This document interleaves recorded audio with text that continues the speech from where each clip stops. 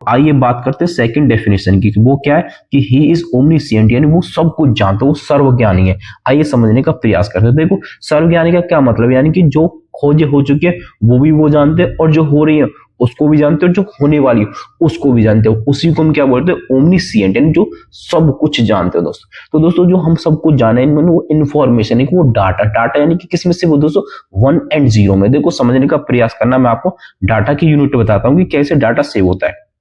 देखो 1 योटाबाइट होता है 1024 जेटाबाइट जीबी के जेडबी के बराबर, और 1 जेडबी होता है 1024 ईबी के बराबर एक्साबाइट का, और 1 ईबी होता है 1024 पेटाबाइट के बराबर, और एक पीबी होता है 1024 टेराबाइट, और एक टीबी होता है 1024 जीबी के बराबर, 1 जीबी होता है 1024 एमबी के बराबर, 1 एमबी होता है 1024 केबी, और 1 केबी होता है दोस्तों 1024 बाइट के बराबर, 1 बाइट होता है 8 बिट के बराबर, 1 बिट होता है दोस्तों 1 एंड 0।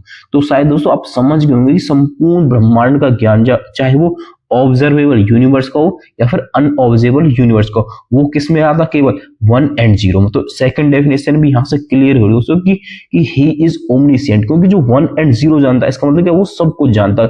जो डिजिटल आप पढ़ते हो ना, डिजिट 1 एंड 0, तो उसी में तो डाटा सेव होता है। इसका मतलब क्या कि वो सब कुछ जानता है, क्योंकि जो 1 और 0 इस अनंत से निकल के बना है। जैसे अनंत को आप घुमाएंगे तो 8 बनेगा, और 8 में से 1 हटाइए तो आपको 1 और 0 मिलेगा। इसका मतलब क्या कि 1 और 0 इस अनंत की पार्ट है, मतलब वो सब कुछ जानते हैं, क्योंकि 1 और 0 जानने का मतलब है कि सब कुछ जानना। ठीक है।